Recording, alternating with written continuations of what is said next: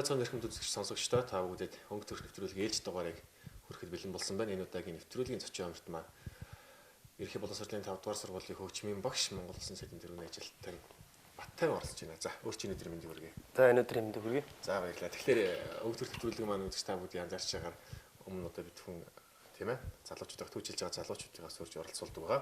Баттайгийн тухайд ерөөхдөө хөгжмийн чиглэлээр өсвөрийнхнийгаа бас тийм ээ өсвөрийнхээ талхамж халаа бас маш их бэлддэг байгаа. Үүнтэй холбоотойгоор 2012 онд сургууль маань ашиглалтанд орсон тийм ээ. 2013 оноос болор ашиглалтын хамтлагийнхаа бас тун удахгүй тоглолтод болох гэж цуцлагдчихсан. Үүнтэй холбоотойгоор байлаа. Яриагаа тэрнээс ахуулаад улмаалаад одоо гуй гуйхээ ороод явна шүү дээ тий. За тэгээд 12 онд манай сургууль байгуулагдсан. Их нэртэйгээ хоёулаа яг энэ сургуульд орж байлаа. Тэгээд 13 оноос эхлээ бид хоёр болор ашиглан гэж өсвөрийн хөгжмөстэй хамтлагийг байгуулсан. Тэгээд маш их цаг завгүй их хөдөлмөрлсөн гэх юм уу хүүхдүүд маань. Тэгээ хоёулаа ямарсан бодсон сонсноо ямарсан биелүүлж хэрэгжүүлж яваа. Тэгээд 13 оноос эхлээд ерөнхийдөө бол хамтлаг маань 13 оны 1 сараас эхлээ байгуулагдаад улс бүсийн уралдаан тэмцээнд орж эхэлсэн.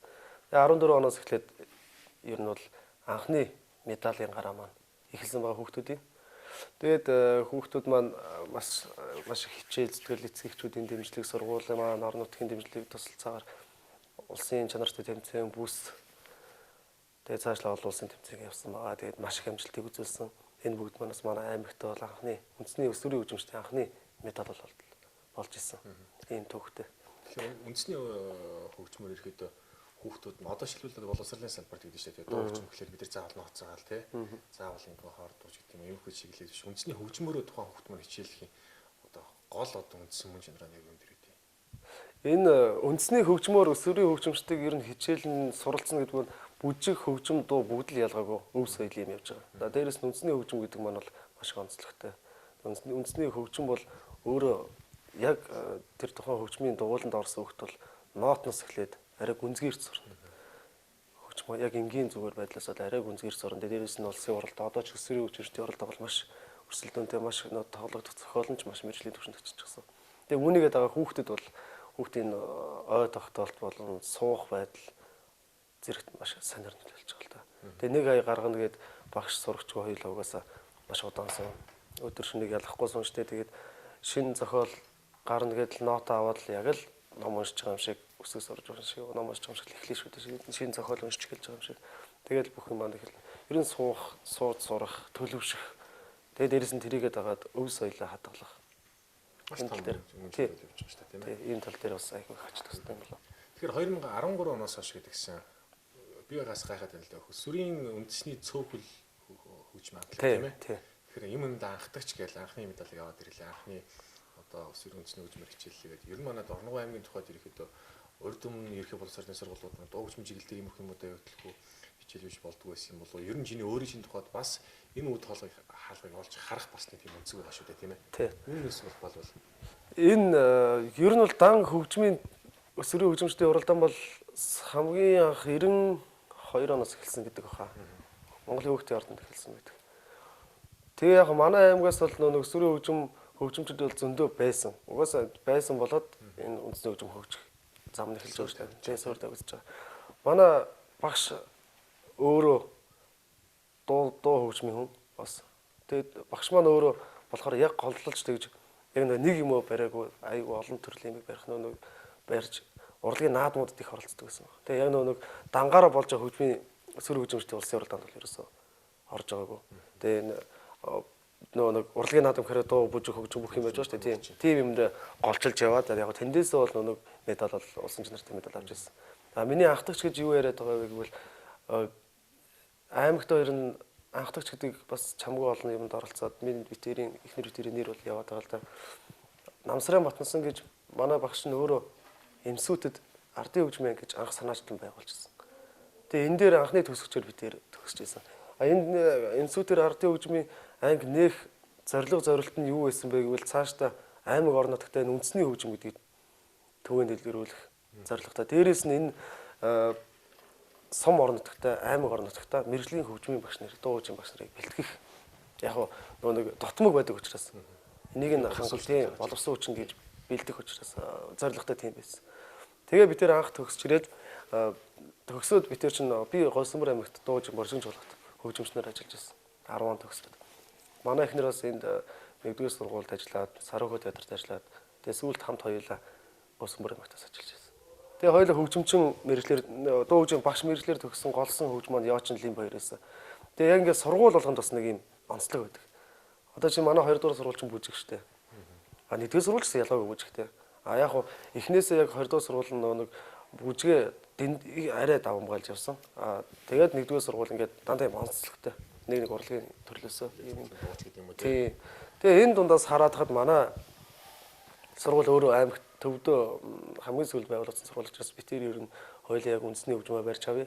Дээрээс нь багшийнхаа бас хүсэл мөрөөдлийг үргэлжлүүлж бодол санааг нь цааш нь чадхаар үргэлжлүүлэх гэсэн байдлаар энэ ардын хөгжим гэдэг зүйлийг авсан. Ер нь гэхдээ ардын хөгжим бол өөрөө бас маш их яригтай асуудал л да. Яг нөгөө шууд барьж аваад заачих хэцүү. Энэ чинь нөгөө сонсгол, мэдрэмж, техник хэсэгтээ л бүх юм шинээр эхлэхэд маш асуудалтай. Цаг их хорно. Тий. Манай аймаг бол өөрөө бүжгээр бол ягарч дутах аймаг биш. Ер нь бас манайх чинь сэвжтэй үлгийн нутаг тийм ээ. Тэгэхээр тий. Цаанаас нэг үр хүүхдүүдэд өөрсдөд нь цаанаас нь заяатсан юм байдаг. Тийм. Тэгэхээр бүжиг бол манай аймагт ямар ч асуудал биш. Хөгжим бол харин зайлшгүй хөгжүүлэх хэрэгтэй нэг зүйл гэж олж харсан л гэх юм уу да тий. Гэтэ яг залуу хүмүүс юм чинь яг бид тэр бас залуу хүмүүс дөнгөж л одоо багшлаад нэг 12-7 жил л болох ч шүү дээ. Тэгээ цаашдаа бас зөндөө цаг хугацаагаа энэ бүхэн дээр айлуулах чанартай юмыг хийгээд гаргаад цаашаа энэ яг үндэсний хөгжмөөр нь дагнаад хүүхдүүд маань цаашаа мэдлэрээ сураасаа мөн мэрэгжлийн хөгжмийн багш нар маань ингээд бэлтгэл дээр гарч ирээс гэсэн зорилготой л байгаа л да ер нь.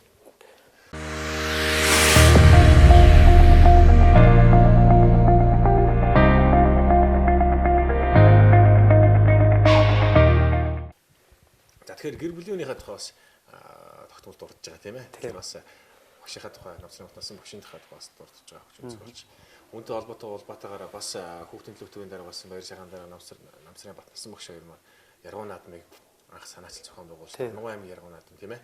Үүнээс холбоолоод манай урлаг соёлын одоо маш олон залуучууд тэр наадмаас төрөн гарсан гэж ерхэд ярихад ус хэлсдэггүй шүү дээ. Тийм шүү дээ. Тэгэхээр багшийнхаа тухай ардын хөгжмийн анги аснысэн тухай, мөн дээрэс нь гэр бүлийн үнэтэйгээ нэг анги байсан тухай тийм ээ.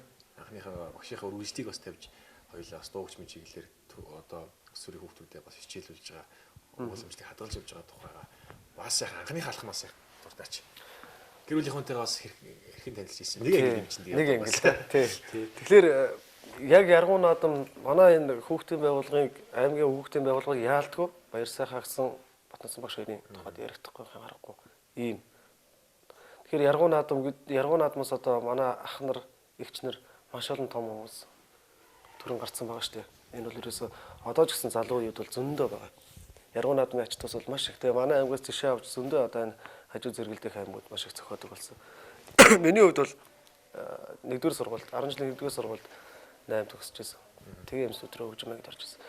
Яргууд бол нэг 2 удаа л орж ирсэн. Гэхдээ би тэгж гоцорсон авиас гэх юм байгаагүй.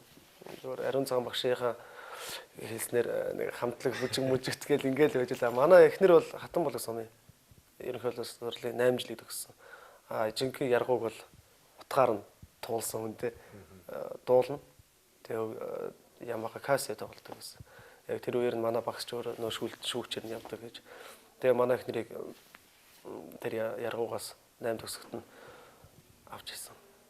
Бодлогоор авч ирсэн тэр тухайн ард хөгжмийн гэдэг. Тэр үед бол тэр чинь анхны юм гэдэг учраас мэдээж айл болох нэг урлагт ойрхон хүүхдүүдийг цуглуулахыг хичээж исэн баг. Миний бодлоор шууд уртайг нь ороод энэ чинь өсөөд 10 гэдэг чинь одоо 8 төгсөөд 1 2 жил 3 жил сураад их сургууль явах 3 жилийн дотор хөгжим сурах тэр олон мэрэгжлийн сурны тийм өөр аюу асуудалтай шүү дээ. Тэгээ их сургууль руу дамжинлаа ер нь бол тэгээд ер нь бол арай нэг урлагт ойр хүүхдүүдийг тайзан дээр ядаж нэг тайзнаар гарсан гэх юм уу тийм хүүхдүүдийг арай их авахыг хичээсэн баг гэж боддیں۔ Гэхдээ би бол өөрөө бол яг тийм авиастад бол ороогүй зүгээр. Манай аав бол намайг багшиг таньдаг болохоор л оруулж ирсэн. Тэгээд энэ хөгжим анги нэгдснээр иймэрхүү юм болж байна. Ингээд тэрэг би тэр сая 17 онд их нэртэйгээ аюулаа тоглолт хийсэн. Тэгээд яагаад нэг юм дөнгөж багш болчоод ингээд тоглолт хийчихвэ гэсэн бас нэг тиймэрхүү юм бол яриа байсан. Тийм тохиолдол тийм.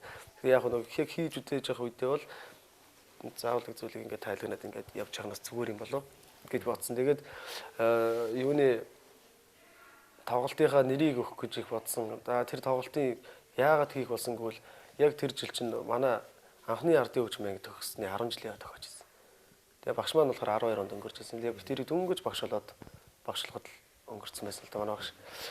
Тэгээд юу тоглолтынхаа ерөн бол Батсан багшийнхаа нэрийн дорол хийх зорилготойсэн. Тэгээд нэрээ бол бас их бодож өгч чадахгүй байжгаад ярилцж хагаад үргэлжлэл гэж нэр өгсөн. Тэр бол надад бол миний хувьд маш их онсон юм шиг санагдсан шүү дээ. Ягаад тэгэхээр тийм ээ. Одоо энэ уламж гэдэг анхны анги нээгээд тэр Батсан багшийн үргэлжлэл ингэж явж байгаа шүү гэдэг маш том толтой. Би тэр зур тооцмоосын тухайд харж ирсэн. Тэгээд ер нь харахгүй л угаасаа энэ залуучууд өөрөнгө гэсэн бодолтой тоглолтынхаа нэр жигт юм уу. Одоо манай хариу нэр сонирхдаг залуучуудын тухайд жишээ авч үзэхэд тийм ээ. Номныхоо нэр өгөхөөс ахвал ингээд явдаг шүү дээ. Үүнээс улбалаад өөр уран бүтээлийнхаа цэнгүүний хийхэд бол би тухайд бол за манай орон нутгийн залуучууд маань ирэхэд их төвчилж хөдөлмөрлөж чинь өөрсдийн гэсэн бас юм зорьсон байна, бодсон байна. Тиймэрхүү юм байдаг бас ярих нь зүйтэй байх гэж би бас хувьдаа боддتي. Тоглолтынхаа тухайд бас өөрчлөлт яриагаад хэлдэг бол багшигаа сайхан хүндлээд багшигаа аливаа хүнд чинь бахархалтай зүйл байдаг байна гэдэг. Тийм заавал байх хэрэгтэй. Байх хэрэгтэй. Тэрнээсээ урам зориг авч ийж, тэрнээсээ бас хүсэл тэмүүлэл авч ийж уран бүтээлийн маш их зүйлийг хийх. Одоо зам мөр маань бас тавигддаг л та. Аливаа хүн болгон багштай. Аав ээжээс заавал багш орж байгаа гэж ярьдаг шүү дээ. Тэгээ би бол тэрийг бол маш боддог. Тэгээ эхнэр маань ч гэсэн хоёлаа угаасаа л тэр амьдралын гараа угаасаа 8 төгсгөл тэр ардын хөгжмийн 9-р ангидал танилцсан. Би тэр одоо 2005 оноос хойш хамт байж байна. Тэгээд энэ бүх маань яг нэг хүний хувьд тавилан гэдэг шиг л. Тэгээд энээс хойш би тэрнээс хойш явсараад хэрвээ тэр зүйл дээр тэр ангид ингэж ороогүй байсан бол үдид юу бас ямар хуу өөр мэржэлт ямар хүн явах болоо гэж. Гэтэ багш хүнийг заавал дорсох хэрэгтэй. Тэгээд энэ мань бас цаашдаа уг нь бас залуучууд маань за яг хаа залуучууд маань угаасаа одооны залуучууд бол угаасаа гоё штэ манай үеийнхэн ч бол бүгд зоригтой зорилттой явж байгаа. Доороос сурагч нар маань ч гэсэн харах болов гэж бас бодсон л да. Багш хүнийг бас жоохон хүндлэх, үнэлэмж өөрийнх нь гараас гарсан шавнар нь яаж иргэж багштай хүндлэл үзүүлдэг гэдэг юм. Надад бол битэрт бол маш сайхан байсан. Үргэлжлэл гэдэг нэрийг өгчөөд тэгээ уран бүтээлийн хамтрагч Эрдэнэт хахаар дөрв мөртийн тэр яг тоглолтноо зориулж зохиолж байлаа. Тэгээ тоглолтын явц маань бол маш гоё болсон. Манай энэ эмэржил сургууль үйлдвэрлэлийн төв тэрнээс төгссөн сургууль. Тэгээд мөн энэ манай энэ 5 дугаар сургуулийн хамт олон маань битэрийг бол маш их дэмжиж энэ тоглолтыг болгосон. Тэгэхээр үед чинь бас яг бид нар чинь хүүхдэд ажилтдаг хүмүүс л болохоор хүүхдэрээ л мэдээж энэ сайхан уран бүтээлийг гаргана шүү дээ. Тэгээ нийт нэг 230-аад хүний оролцсон тийм бүрэлдэхүүнтэй тоглолт болж ирсэн. Сүмбэр аймгийн Боржин чуулгаас оролцсон, Сарууга театраас оролцсон. Тэгээ манай сургуулийн ажлын хүүхдүүд гээд ингээ оролцож ингээ тоглолт маш сайхан тоглолт болсон. Надад бол маш их ас жаргал тэр үед үнэхээр баярын нулимсыг бол гамгүй гаргаж ирсэн да. Багшигаа хүндэтгээд хийсэн болохоор тэр үнэхээр бас нэг дотроос нэг юм ингээ анхны юм чинь хүндэтгэлийн байдлаар багшийн зүйлээр гарч ирж штэ тий. Тэр хамгийн гоё нь тэр тоглолтын дээр манай Данзааравж аваа штэ. Данзааравж тэгэхээр ардлын арын алтан тавьчихсан. Тэгээ би сүүлийн тоглолтын дээр 4 удаа тоглосон хаа. Тэгээд хамгийн сүүлийн тоглолтын дээр багшийнхаа лимбийг гаргаж тоглоно гэдэг. Гэрүүл өнөөсөн зөвшөөрөл авсан байсан. Тэгээд яг тэр нэг хэсэг ирээд нэг тоглолтч бас нэг юм 3-4 үетэй үе шаталтай явсан. Тэгээд хөшиг хагдаад төшөөний урталд ингээд бүх юм явж байгаа. Би ч бас тэр хувцас солиод одоо ингээд багшийг дурсах үе ирнэ гэд бодсон байсан юм чинь нөгөө тэгэл бодсон. Тэгсэн чинь Данзааравж ингээд тоглолтын тайзан дээр тэр нэг жоохон нэг тийм сонгодог дурсамж маягийн тийм хэсэг байсан. Тэгсэн чинь Данзааравж нэг гоё юм өндөр юм дээр багшийн лимбийг ингээд гоё улаан даван дээр ингээд хамбан дээр ингээд гаргаад тавьсан. Тэгээд би нөгөө гарч ирээд бас нэг сүүнээ тэр нэг дурсгалын үг хэлэх тэр үеэс баг. Тэгээ багшийнхаа лимбийг авах тоглох байсан. Тэгээд гарч ирээд яриа зогсож байгаа л эргээ хартлал яг тэр нэг юм дээр ингээд тэр үе дээр л ингээд тайзан дээр ингээд багшийн лимбийг тавьсан. Тэгээ хараад үнэхээр л нулимс гарч гардыг билээ. Ярээ багш маань харж исэн бол гэж. Тэр бол надад бол маш гоё дурсамжтай, харамсах, харуулах юм имэл тийм байсан. Багштай үзүүлмээр харуулмаар санагдсан тийм үе битүүрт болж лээсэн тийм. Тэгэхээр аливаа хүн бол нэг юу байдаг юм шиг байна тийм ээ. Аливаа нэг хүнд, аливаа хүн гэдэг зүйл аливаа нэг юмд тийм. Одоо хүрнэ гэдэг чинь бахархалтаар нэг хүнийг хараасаа хүсээсэй гэж бас нэг хүсэл тэмүүлдэг юм байна шүү дээ тийм ээ. Ийм маш олон зүйлүүд байна тийм ээ. Зөндөө. Амьдрал дээр одоо жишээлбэл одоо зөв хүмүүс хүртэл тийм ээ. Ажил хөдөлмөрлөж байгаа тийм ээ. Өнөөдөр ямар өөр нэг мэрэгжилтэй нэг залуу төрийн албаагч ч юм уу. Тэр хүн бол за би бол нэг иймэрхүү нэг дайнд очиод иймэрхүү мэрэгсэн төрийн албаагч болчиход насаараа диктатурны явсан тийм ээ. Эцэгчүүд бол миний жинхэнэ төрийн албаагч боллоо шүү гэдгийг харуулж явах бас нэг иймэрхүү нэг хүн хүний өөр нэг салбар чиглэлийн өнцөг гэж бас байдаг л байна л та. Тийм. Манай одоо хэл яриа маань сайхан маш сайхан дэлгэрэнгүй нээлттэй болох хэрэгтэй. Угаасаа нэвтрүүлгийн зорилго маань ерөөхдөө ойлгож байгаа тийм ээ. Үүнтэй холбоотойгоор би ерөөхдөө нэвтрүүлэг орж байгаа зочноо 3 бац юм. Боловсрал, урлаг соёл, тэрийн албаагч гэдэг. Би одоо тэгээд аль нь одоо би харин чамайг аль нь очиж зоч нар өргөцсөн бол боловсрал гэвэл бас жоохон эвгөөч юм шиг. Тэгээд би бас гайхаад байна л да. Яг гоо энэ эргээд миний бодсон бодол мал юм байхгүй юу? Орон нутгад ажил хөдөлмөрж байгаа залуучууд маань нэг юм эерэг хандлагатай байна тийм ээ. Салбар бүр дээр ингэж нэг төвчилээд уулзж байгаа юм байна. Малаад явж байгаа юм байна. Нэг талаасаа нөгөө тал нь яах вэ гэхээр хоорондоо ингэж эвлэлдээд нэг иймэрхүү хоорондоо яриа өрөө уулзч юм уу тийм ээ. Өнөөдөр яг шивдэр яг явж байгаа адилхан өгнөлөө кофе шоп уулзаад нэг кофе цай уух зураа тийм ээ. Тэр хоорондын хугацаанд хүн хүртэл яг яаж чихэн одоо хэрэгтэй зүйлс цаг хугацааг бас юм өнгөрүүлж ярьж хоорондоо бодол санаагаа болчих болдсон бэ гэж ярих хэрэгтэй байхгүй тийм ээ. Тэгэхээр залуучууд маань хоорондоо сайхан уулзалт хэрэгтэй байна. Хоорондоо сайхан уран бүтээл хийх хэрэгтэй ч юм уу тийм ээ. Салбар бүр дээр аяг мундаг одоо манай Сарагоо театр ч юм уу урлаг соёлынхын тусдаа мундаг байна тийм ээ. Боловсролын салбарын тусдаа бас мундаг улс бүсийн эмч нартай улсын олимпиадад байнга л тогтмол байрлаж чинь мэдчихэж байна. Тэгээ би ингээ 3 ангилсан байхгүй юу? Тэгээд урлаг соёлд багтах уу, юунд багтах уу?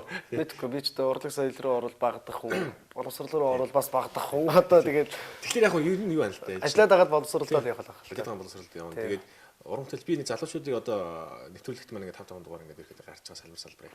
Тэгээд үүнтэй хоёулдуулаад 5 болоод ирэнгүүтээ одоо бид нар дараад нь уулзаад тийм урлаг соёлын 5 ингээд хоорондоо уулзсан гот нэг сайхан уран бүтээл одоо дараа нь ямар нэгэн байдлаар наадам дээр ч юм уу тийм үү эсвэл дараагийн шинжилж үт юм уу хүүхдийн барьж үт юм уу тий шинж жүжигийн зохиол гараад ирээ тийм ээ хөгжмийн заа хүүхдүүдээрээ оркестраараа суулгацлаач гэх юм уу тий жүжигийн зохиолоод за дорноо өгсөрч байгаа залуу зохиолчтой хамтраад ингээд хамтуудаа олзоод зохиолоо гаргачлаа найруулагч нь байна уу байна театр жүжигчд байна уу байна тий ингээс гой сайхан тэглээд гой сайхан бүх юм хийж бүтээж бас болт юм аа гэдэг.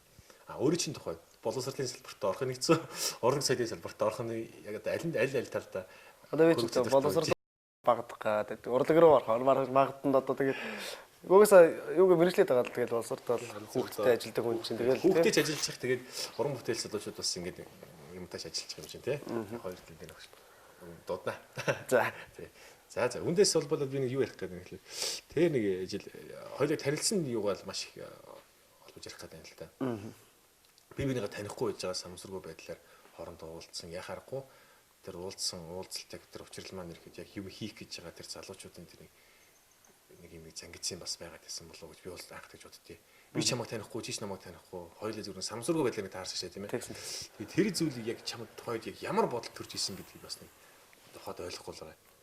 Ер нь бол ингэжсэн л да. Би тэгэж бас нэг учиргүй хүнтэй суугаад бас ингээд нухацтай юм яриад тэгэл ингээл гэдэг хүн бол ер нь бол байгаагүй л те. Тэгээд ер нь бол хүн чинь нөгөө нэг дэрэгдээсээ хүмүүжд юм байна л да. Тэгэхээр нөгөө эхнэр минь намайг л манай эхнэр ч айгуу даруух хүн шүү дээ. Тэгээд би ч ер нь жоох юм сэвэлзүүрэл хүн шүү дээ. Тэгээд манай эхнэр бол их даруух хүн. Тэгээд суугаад юм ярьж сурчи гэдэг ингээд тэгэл аюух юм ярьдаг л да. Тэгээд ер нь бол жоохон сүүлд нөгөө мэрэгжил маань ийм болж эхлээд жоохон 50-д бахан болсон юм болов.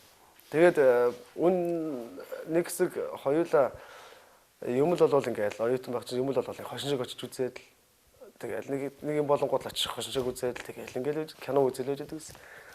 Тэгээд сүүлдээ хоёулаа ер нь нэг жоохон тийм яруу найраг талын юмыг жоохон сонирхож үзье гэдэг. Танаа нэг оюун бас эхэлчихсэн да. Би ер нь нэг айхтар тэгж олон лекц яруу найргийн юм наадам огт үзэж байгааг л дээ. Тэгээд оюугаас л ер нь хэлчихсэн л да. Тэгээ оюугаас тий тэгэл оюуг үзээд л суужсэн. Тэгээд дараах нь яалтгүй нэг би нэг бодож байгаад ер нь нэг одоо ч манай Эрдэнэт ах шүү дээ. Музейн дараа Эрдэнэт ах залуу бахт Эрдэнэт ах маань шүлгээ зохиол цохиолын шагналтай шүү дээ. тийм шүү дээ. Тэгээд Эрдэнэ дахь маань өөрөө шүлгээ зохиогоод багш аян хийгээд энержи ингээд бүгэлээд байсан юм байна л. Тэр нь бол одоо маш олон зүйл дуунууд байгаа шүү дээ. Дурман хүний хүмүүс. тийм шүү дээ. Зөндөө дуугаа. Түмэнд одоо Сүүлд л манай сургуулийн 5 жилийн байгаар бид гадаад талбайдаа 600 хүүхдээр шинэ зууны наран гэдэг үг дуулуулж исэн. Гадаад талбайдаа тий. Тэр юуны хоёр багшийн Эрдэнэ дахь багш хоёрын зохиосон байдаг. Тийм. Тэрийг дуулуулж байлаа. Тэгээд ер нь сүүл бодоодсэн дараа нь надад ер нь ингээд найз нөхөдгээд хараад хахад ер нь нэг юм утга зохиолын чиглэлийн хүн ер нь маш ховор байхгүйтэй адилхан юм байна. Тэгээд энэ дундаас манай нутгийн залуу яруу найрагч ер нь ямар хүмүүс байдаг бол гэж жоохон судалгаач явах ер нь бол харж ирсэн. Тэгээд яагаад чинь цагаан уул гээд нэрнээс чинь эхлээд нэг юм онцгорж ирсэн. Тэгээд за ямар ч энэ хүнтэй танилцаж нэг санаа бодлоо ярьсан нэг хуваалцж. Шал өөр хоёр ертөнц засан бодох байх тийм ээ. Тийм. Юу ч санаа бодлоо хуваалцж үзье. Ер нь яруу найрагч хүмүүс ер нь яг юу бодож юу сэтгэж явдаг юм бол бас хүнд сонирхол төрдөг юм байна л да. Тэгээд за ер нь тэг Монгол хүн чинь бас нэг тийм нэг муухай чанар байт юм шиг. За би төрүүлээ танилцыг хэлчихээр одоо доош орж гооч тий. Нэг тийм зам байдаг штэ. Энийг анхандаа тэнэг юм шиг тийм бодож байсан. Тэгээд за ер нь тийм солиод юм шиг одоо тийм балаач юм гэж байгаа. Тэгээд хоёулаа жаах танилцчихлаа. Одоо би ч тэгээд аюу сан ингээд тэрийг би харин ярих гэдэг байхгүй. Жишээлбэл зүгээр ингээд гэрлөө орж ахсаа хөөе чи наашир тэгээд дуудаж хагаад хүн тий. За би нэг ийм юм бодож явдаг шүү гэд гинт хүн цочирдноо да тий. Цочирдоод би иймэрхүү юм бодож явдаг шүү. Манай багш гэж батнасан, манай батнасан багш гэж байгаа. Наад згсэн танил сонсогч байгаа юм шиг батнасан багш гэж байгаа. Тэний анхныхаа төгсөлтийн шав би байна тий. Үнээс бол болонготой дуу хүчин өгсөөр би ингэж юм хийж. Чи яг тайлан тоглолт хийсэн дараа байхгүй тий. Тайлан тоглолт хийсэн дараа. Тэгэж би тоглолт хийж бас үзчихсэн. Тэгээд энэ хүн яагаад ингэж дуудах болов? Ямар сони ертөнц яагаад гинт ингэж юм байдаг болов гэд. Бас тухайд би баламжчлээсэн байхгүй. Тэгээд эргээд ингэж бодохлоор эндээс би зүгээр юм бодох гэдэг. Эргээ бодохлоор залуучууд бид нэр яг ингээд нэг юм чин хүсэлт нэг ингээд нэг зүйл төр тогтоод байгаа. Тийм. Одоо багшийнхаа үргэлжлэл одоо хөгжмийн чиглэлээр тийм ээ. Орон нутгийнхаа өсвөр хүүхдүүдийг ингээ урлаг соёлоор тий салбар бүртэн ингээд чиглэлтэй ингээд яваад байх боломж болцоос байгаа юм шиг тийм ээ. Тэрийг хараад хөгжүүлээд бид нар л нэгдэж нэг сайхан гоё ингээд зогцлоор ингээд авч явъя. Залгамжлаа бид тэр нэг юм маш санаад байгаа байхгүй юу. Бидний дараагүй гэж би ингээд нэг жоохон багсаад ирчихлээ. Тэгээд энийг жоохон хөгжүүлэх хэрэгтэй байна гэдэг юм. Тэр зүйл чинь надад маш таалагдж байна л да. Хүний амьдралд хизээж яг шунал нэг хоёр янз байдаг ш. Одоо ч нэг юм болго айгүй хэцүү болчлаа шүү дээ. Тэгэхээр уран бүтээлрүү шунж байгаа залуучууд манай ялгаа манай аймагт яг ингээд хөгжмийн зохиол шүлгийн бичиж ингээд нэг уран бүтээл болгоё гих хүмүүс маань бүр цөөрчгөл гэсэн санаа зовоод байгаа. Ер нь бол бидний багш тэгээд бидний багшийн найзууд нөхдүүд хийж бүтээсэн ингээд баяр сайхан хагсан энэ хүмүүс маш олон зүйлийг хийсэн байгаа байхгүй хүүхдүүдийн төлөө. Өөрөөсөө энэ хүмүүс маань одоо цаг үеийн зүйл ингээд аюул эрт алга болсон юм шиг санагдаад. Тэр хүмүүс маань. Тэгэхээр тэр хүмүүс маань өөрөөсөө заавал юмыг улбаалуулах, удамшуулах, үлдээх аймаг орон нутгийн хүүхдийн зөвхөн дэдэж хүүхдийн явц руу чиглэсэн байгаа байхгүй. Хүүхэд авьяасаа хөгжүүлчих юм бол дээшээ өөрөө ингээд аймаг орон нутгийнхаа ирээдүй болоо явах нь тодорхой. Тэгэхээр хизээж аймаг орон нутагт бизнесмен хүн хизээж дутагдахгүй гэж дутахгүй шүү дээ. Тэгэхээр урлаг уран бүтээлийн хүн харин бид нар дутагдах. Тэгэхээр бид нар заавал нөгөө нэг найз нөхд нь яриад чи тэр хизээж бизнес яриагүй хизээж бид тэр мөнгө рүү яваагүй зүгээр битээ хоёлаа нэг ийм яриад ингээд уран бүтээл хийж гэнсэн ийм л юм яг ер нь бол би өөрөө зорилгол болгоод байсан юм байна. Тэгэхээр яг залуу хүмүүсийн одоо чи тэрийн дутагдал бол яг л тийм л байна л да. Одоо бид нар дахиад сурах юм их байна. Дахиад тэмүүлэх юм их байна. Биднээс нэг яг тухайн үед энэ мундгууд манайг аж амьдралаа яг энэ өөрийн мэрэгжил амьдралын эдрийг яг яаж зэгцэлж яг яаж авч ирсэн юм болов? Алдаад оноод их юм байсан баг. Бүгдийг ингээд зохицуул явуулсан байсан. Тэгэхээр одоо бид нар ингээд зохицуулж ихээр бидний бас цаг үе бас нэг сонин санагдаад байгаа байхгүй. Яг нөгөө амьдралаа яваамаар байдаг. Энд уран бүтээлд шунмаар байдаг. Ингээд нэг бас нэг хэлцээ. Ахын амьдрал одоо за энэ амар тоос идэв байлээ тийм. Тэр бол тэгж ярихгүй. Яг нь яг нэг батнас томчууд мань ирэхэд хийх юм одоо ирэхэд хийчихсэн хийж байгаа тий. Одоо маш олон уран бүтээлүүдийг төрүүлж гисэн. Энийн ч маш олон хүний бас одоо амны уншлаг болж бас тийм ээ. Сэтгэлийн шиг болж явдаг шүү дээ. Хоёулаа бол дөнгөж яг зүгээр тийм санаа зүгээр бодол байгаад идэг тий. Одоо энийг гоё хийх гоё тийм алхам зам мөрн сурч боловсрах тий тэдний яг насны дээр хийж байгаа. Энэ зүйлтэй бас их зорилгож шил нэгтэй юм болов уу гэж миний бас боддог байхгүй. Эртхэн бол санаа зовж байсан зүг гэж бодож байгаа. Мэдээж гинт 50 нас 40 гараад ч юм уу гинт би одоо уран бүтээлээ хийж эхэлж байна. Ингээ байж бол би тэрийг бас нөгөө нэг цаг хугацаа маань жоохон онцгой болохоор чигээр төрөл жишээл яригдж байгаа шүү дээ. Жишээл яригдж байгаа. Тэгэхээр энэ явцдаа хөгжих явцдаа доороосоо зайлшгүй сөөрэ бэлдчихэл байх хэрэгтэй юм хүүхдүүдэд. Эргэж яахад төсөл ирэхэд төгсөж ирээд орон нутагтай ажиллах гол нь тэгээд энэ урлаг соёл гэдэг юм аа улам цааш нь түгээнд л ирүүлээ байж байвал хөв соёлоо чадах хатгаараа сайн мөн хамаагүй шүү дээ. Гол нь тэр сэтгэлтэй хандаж байж байвал бас зүгээр юм болов. Одоо Батавны тухайд за амьдралч ирнэ ерөөхдөө тийм ээ. За хүүхдийг сургууль хөгжүүлэх чиглэлээр явж байна. Уран бүтээлийн чиглэлээр бас явж байна тий. Явж байна. За урлаг соёлын наадам байнга л явж штэ. Урлагийн хэмжээнд хүүхдүүдэд аваад явж л тий. Тийм ээ. Залуучууд нэгж уран бүтээл хийхэд явж лээ. Бас UB comedy fitness ихт явж л байна уу тий. Ер нь хэр завтай явдаг хүн бэ? За ер нь бол гэртээ багхан зав гаргадаг хүнтэй. Ер нь ямар нэгэд гурван талд явах. За нэг өдрийн хичээлээ заачих юм байна. Оройн сургалтын хүүхдүүдийн хичээл юм урлагийн хэмжээнд бэлдэж чинь. Тэгээд нөгөө comedy fitness-ийн гот би юу лээ гэж артын богчин comedy fitness. За тэгээд дээрээс нь энэ чинь цаг зав өгөөд. За тэр ч бол яг ба тий. Жилээ цагаар юм хийж байгаа юм чинь. Ер нь яг ингээд явахлаар гэр бүлдээ байдаг цаг зав ерөөхдөө ихэрсэн. Ер нь эхнэр үтэр ер нь ингээл энэ сургууль багш болж ихэлсэн сошиал ер нь тэгээд айгүй зав болсон шүү дээ. Оройн цагаар өдр орой л харин ер нь бол тэр нэг хэсэг хоёлаа ер нь их шонсон л да. Нөгөө хөгжим хүүхдүүд маань хөгжөөд нүдэн дээр хөгжөөд гоё болоод ирэхээр чинь хоёлаа чинь тэгэл өдөр шөнөгийг ялахгүй ажиллаад яг нөгөө нэг шунаал хэлбэл хүүхдүүд маань медаланд хүрээд эхэллээ.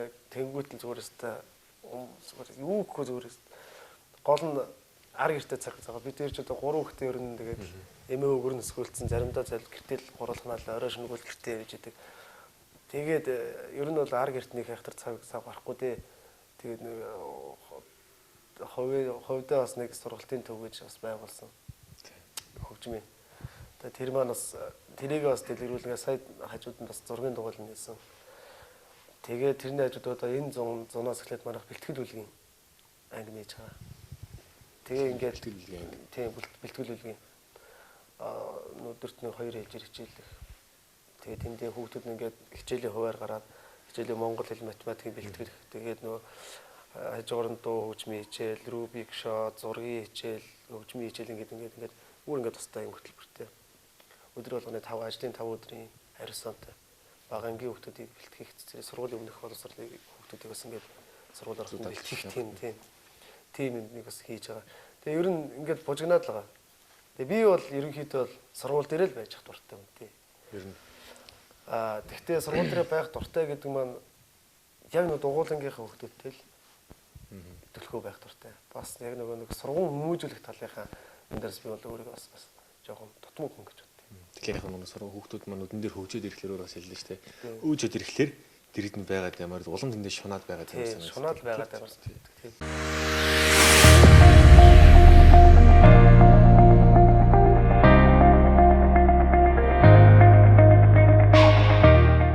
Тэгэхээр өнөөдрийн цаг цагаар гаргаж надад бас ярилцлагын суусан дөрчин бас маш их баярлалаа.